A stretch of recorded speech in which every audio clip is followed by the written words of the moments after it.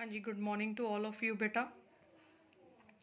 Today beta we are going to start the second topic of haloarenes, that is effect of substituents in haloarenes. जब भी हम किसी हेलोअरीन में कोई substituent add कर देते हैं तो उसका रिंग की रिएक्टिविटी या रिंग की एक्टिविटी पे क्या फ़र्क पड़ता है. ठीक है. तो सबसे पहले है, अगर वहाँ पे कोई इलेक्ट्रॉन विड्रॉइंग ग्रुप लगा हुआ है, यानी कि इलेक्ट्रॉन को अपनी तरफ खींचने वाला ग्रुप, किस पोजीशन पे? ऑर्थो एंड पैरा पोजीशन पे, तो रिंग की एक्टिविटी जो है वो बढ़ जाएगी, यानी कि रिंग आगे से ज़्यादा रिएक्टिव हो जाएगी. इस बात को ध्यान से देखो. अगर कोई इलेक्ट्रॉन विड्रॉइंग ग्रुप लगा है ऑर्थो और पैरा पोजीशन पे, तो रिंग की एक्टिविटी एनहांस हो जाएगी, मतलब बढ़ जाएगी. और उनकी एग्जांपल्स कौन सी हैं? Nitro group, cyano group, carboxylic group और भी हो सकते हैं. अगर वो इलेक्ट्रॉन विड्रॉइंग ग्रुप बेटे मेटा पोजीशन पे लगा है पैरा की बजाय, देखिए पैरा पे लगा है तो एक्टिविटी बढ़ेगी, और अगर वो मेटा पोजीशन पे लगा है तो एक्टिविटी पे कोई फर्क नहीं पड़ेगा. सो इसकी हम पहले एग्जांपल्स करेंगे कि कैसे एक्टिविटी बढ़ेगी, फिर रीजन करेंगे कि क्यों बढ़ेगी ऑर्थो पैरा पे और मेटा पे क्यों नहीं बढ़ेगी. क्लियर? नाउ सी, क्लोरोबेंजीन है. ठीक है. क्लोरोबेंजीन में अगर आप सोडियम हाइड्रोक्साइड डालोगे 6 to 8%, आई थिंक आप सबको पता है कि 100 ml में 6 to 8 ml जो है वो NaOH है, बाकी पानी है. 623 केल्विन पे रिएक्शन होगी 300 एटमॉस्फेयर पे डिल्यूट HCl के साथ, और क्लोरीन जो है उसको न्यूक्लियोफाइल OH रिप्लेस कर देगा. डाउस प्रोसेस हमने पीछे पढ़ी है. लेकिन अगर पैरा पोजीशन पे नाइट्रो ग्रुप लग गया, सी दिस रिएक्शन, अब electron withdrawing group para position पे लग गया, तो बेटा आपको टेम्परेचर 623 की बजाय 443 पे ही काम हो जाएगा. ठीक है. और एटमॉस्फेयर को आप नॉर्मल एटमॉस्फेयर पे काम कर सकते हो, उसको चेंज करने की ज़रूरत नहीं है.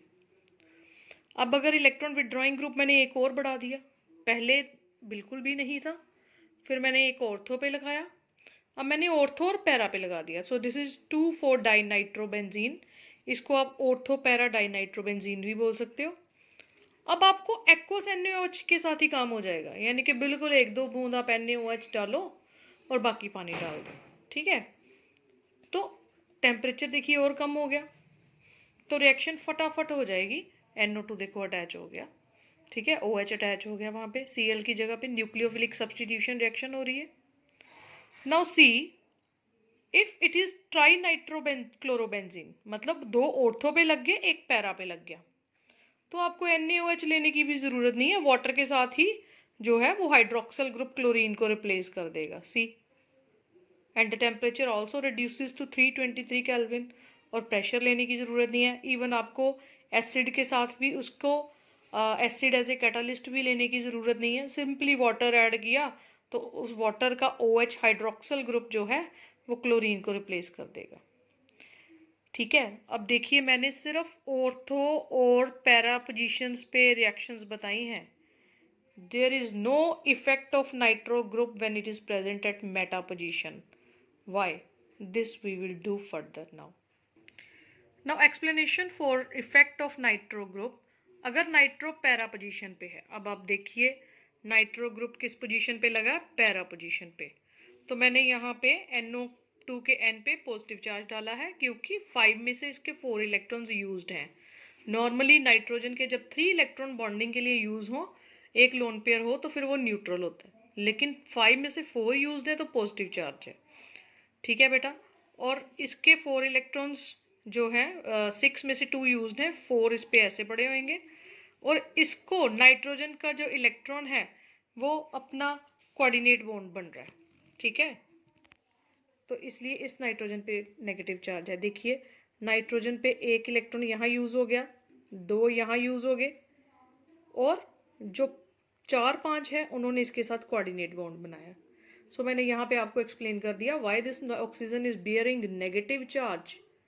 Because out of 5 electrons of nitrogen 1 is used in bonding with ring. 2 ने इसके साथ बॉन्ड किया हुआ और इसके पास देखिए 4 इलेक्ट्रॉन्स हैं, और 2 इलेक्ट्रॉन्स ने इसके साथ कोऑर्डिनेट बॉन्ड बनाया है, इसके पास अपने 6 इलेक्ट्रॉन्स प्रेजेंट हैं। ठीक है, तो मैं बाकियों पे नहीं बनाऊंगी, आपको पता चल गया कि नाइट्रो ग्रुप के एक रिंग ऑक्सीजन के पास नेगेटिव चार्ज है और दूसरा न्यूट्रल है, और नाइट्रोजन खुद पॉजिटिव चार्ज रहेगा। अब देखो OH ने अटैक किया यहाँ पे और ये इलेक्ट्रॉन्स शिफ्ट हो गए यहाँ पे।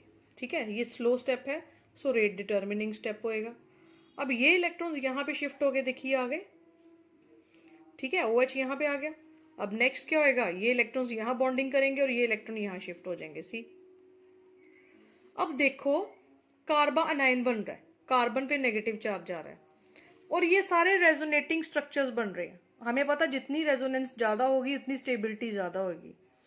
लेकिन यहाँ क्या हुआ, यहाँ कार्बन रिंग की जो रेजोनेंस है वो नाइट्रो ग्रुप तक एक्सटेंड होगी, मतलब एक रेजोनेटिंग स्ट्रक्चर बढ़ गया। देखिए आगे जाने की बजाय ये नाइट्रो के साथ रेजोनेंस करेगा, ये यहाँ पे डबल बॉन्ड बना गया और ये डबल बॉन्ड बना के यहाँ पे नेगेटिव चार्ज आ गया। सी, अब दोबारा से ये नेगेटिव चार्ज यहाँ बॉन्ड बनाएगा, ये टूट के यहाँ इलेक्ट्रॉन बॉन्ड बनाएगा और ये इलेक्ट्रॉन टूट के यहाँ आएंगे। सी हियर, इसके साथ अगर आप कंपेयर करो तो देखो बेटे, ये यहाँ पे डबल बॉन्ड आ गया, ये डबल बॉन्ड टूट के यहाँ पे आ गया और ये बॉन्ड टूट के यहाँ पे इलेक्ट्रॉन्स आ गए। तो क्या हुआ, ये सारी रेजोनेंस के स्ट्रक्चर्स में नाइट्रो ग्रुप ने भी पार्टिसिपेशन की। क्यों? क्योंकि जिस कार्बन पे नाइट्रो ग्रुप लगा है उस कार्बन पे नेगेटिव चार्ज आ रहा है, तो रेजोनेंस एक्सटेंड होगी नाइट्रो के साथ, मतलब इन चीज की स्टेबिलिटी बढ़ गई, मतलब रिंग जो है वो नेगेटिव चार्ज को संभालने के लिए ज्यादा कैपेबल होगी when nitro group is present eight para position. तो रिंग नेगेटिव इलेक्ट्रॉन ले रही है, मतलब यहाँ पे पॉजिटिव चार्ज अवेलेबल हो रहा है OH को, तो वो अटैक कर देगा। So this nitro group facilitates, ठीक है, for attacking of hydroxyl group at this carbon, क्योंकि यहाँ पे पॉजिटिव चार्ज को अवेलेबल करवाने में रिंग नाइट्रो इस इलेक्ट्रॉन को संभाल रही है, और फर्दर नाइट्रो ग्रुप भी उस इलेक्ट्रॉन्स को अपने आप में रेजोनेंस बनवा रहे हैं, तो रिंग की स्टेबिलिटी को बढ़ा रहे हैं।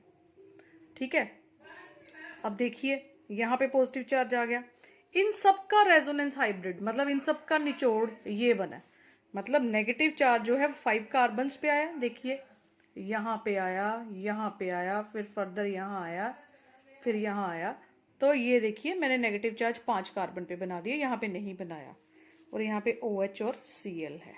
ठीक है, और यहाँ पे पॉजिटिव चार्ज नाइट्रोजन पे हर जगह पे रहा है, वो खत्म ही नहीं हुआ। ठीक है, जहाँ पे मैंने नहीं बनाया आप हर जगह बनाओगे, क्योंकि नाइट्रोजन के 5 इलेक्ट्रॉन्स यूज हो रहे हैं, 5 में से 4। और फिर फर्दर क्या हुआ कि मतलब हमारे पास हम कह सकते हैं इन दोनों में से किसी के भी पास डबल बॉन्ड है और किसी के भी पास नेगेटिव इलेक्ट्रॉन है, आप इधर डबल बॉन्ड बना दो, इधर नेगेटिव इलेक्ट्रॉन्स बना दो, कोई फर्क नहीं पड़ता। ठीक है बेटा जी, यहाँ से देखिए ये यहाँ पे बॉन्डिंग करेंगे और Cl बाहर निकल जाएगा। ये तो एक मैंने रेजोनेंस हाइब्रिड बना दिया ना, कि इन सब का स्ट्रक्चर कॉमन जो है वो ये है। अब यहाँ से देखिए ये नेगेटिव इलेक्ट्रॉन्स ने यहाँ बॉन्डिंग करी, ठीक है, और OH बाहर निकल गया। ओके बेटा, so this is the reason why nitro group at para position helps in increasing the activity of ring, क्योंकि जब वो पैरा पोजीशन पे है तो उसने कॉन्जुगेशन को एक्सटेंड कर दिया, अपने पर भी ले गया। और बेटा ये जो सारे ब्रैकेट में स्ट्रक्चर्स हैं, दीज आर रेजोनेटिंग हाइब्रिड, मतलब ये सारे इक्विवेलेंट स्ट्रक्चर्स हैं, तभी मैंने इनमें डबल हेडेड एरो डाला है। ठीक है, सो अब हम ऑर्थो के लिए डिस्कस करेंगे, पैरा का आई होप आपको समझ आ गया। अब देखो बेटा, when nitro group is present at ortho position, same बिल्कुल डिट्टो, देखिए OH ने अटैक किया और वो डबल बॉन्ड यहाँ पे आ गए। अब यहाँ पे डबल बॉन्ड के इलेक्ट्रॉन्स आ गए, OH यहाँ पे आ गया। अब क्या होगा, डबल बॉन्ड के इलेक्ट्रॉन्स यहाँ बॉन्डिंग करेंगे और ये डबल बॉन्ड के इलेक्ट्रॉन टूट के ऑक्सीजन पे चले जाएंगे।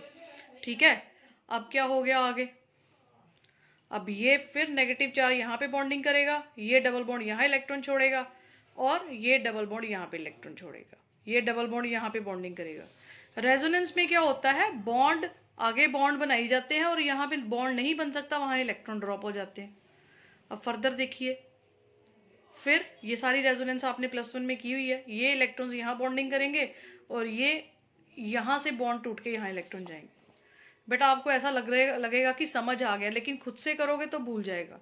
सो इसकी आपको 5-6 बार प्रैक्टिस करनी है लिख के, ठीक है। तो फिर यहाँ पे फिर फर्दर ये इलेक्ट्रॉन्स यहाँ बॉन्ड बनाएंगे और Cl बाहर निकल जाएगा, ये देखिए, और ये रेजोनेंस हाइब्रिड बना दिया। अब इन सब में भी क्या हुआ बेटा, नाइट्रो ग्रुप जब ऑर्थो पोजीशन पे लगा था तो रेजोनेंस उसके ऊपर एक्सटेंड हो गई। इसका मतलब जब वो ऑर्थो पोजीशन पे है तब भी वो रिंग की एक्टिविटी को बढ़ा रहा है। कार्बा अनायन उस कार्बन पे बन रहा है जिस कार्बन पे नाइट्रो ग्रुप अटैच्ड है, तो कॉन्जुगेशन नाइट्रो पे भी जा रही है। मतलब नाइट्रो ग्रुप रिंग पे को इलेक्ट्रॉन संभालने में हेल्प कर रही है, क्योंकि थोड़ी देर के लिए वो खुद भी इलेक्ट्रॉन्स को संभाल रहा है। और अगर रिंग के इलेक्ट्रॉन संभले जा रहे हैं तो इस वाले कार्बन पे पॉजिटिव चार्ज है, तो OH तो बड़ी आसानी से वहां पे अटैक करेगा, क्योंकि ये इलेक्ट्रॉन्स को रिंग की कॉन्जुगेशन संभाल रही है। और नाइट्रो जब ऑर्थो पे और पीछे हमने पढ़ा पैरा पे था, तो वो रिंग के इलेक्ट्रॉन्स को संभालने में हेल्प कर रहा है through resonance. So we can say when nitro group या electron withdrawing group is present at ortho and para position, तो रिंग की एक्टिविटी बढ़ जाएगी।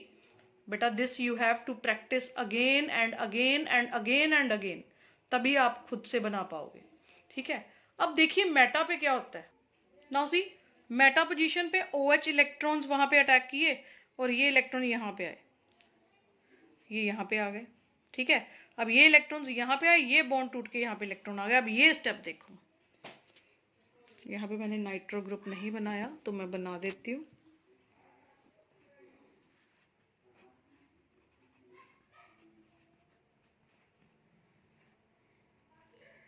बेटा इसमें आप देखो कि कॉन्जुगेशन में जिस कार्बन के साथ नाइट्रोजन लगा वहां तो इलेक्ट्रॉन्स आए नहीं, कार्बन आयन बना ही नहीं। मतलब ये nitro group is not helping to extend the conjugation. मतलब मेटा पे नाइट्रो ग्रुप प्रेजेंट है तो कोई फर्क ही नहीं पड़ रहा। ये कॉन्जुगेशन आगे चलेगी, ये यहाँ पे बॉन्ड बना गया, ये यहाँ पे इलेक्ट्रॉन ड्रॉप कर गया, फिर ये यहाँ पे बॉन्ड बनाएगा और Cl बाहर निकल जाएगा। बट नाइट्रो ग्रुप ने ऑर्थो पोजीशन पे था तो हेल्प की, पैरा पे था तो हेल्प की, मेटा पे तो कोई हेल्प ही नहीं की कॉन्जुगेशन को एक्सटेंड करने की। तो हम कहेंगे कि when electron withdrawing group is present at meta position तो कोई फर्क नहीं पड़ेगा रिंग की एक्टिविटी को। बट जब वो पैरा पोजीशन पे थे और ऑर्थो पोजीशन पे थे तो रिंग की एक्टिविटी बढ़ गई। ये हमने पीछे एग्जाम्पल्स की थी। This is very very very important, do it is carefully. अगला टॉपिक हम अगली वीडियो में करेंगे। Good luck.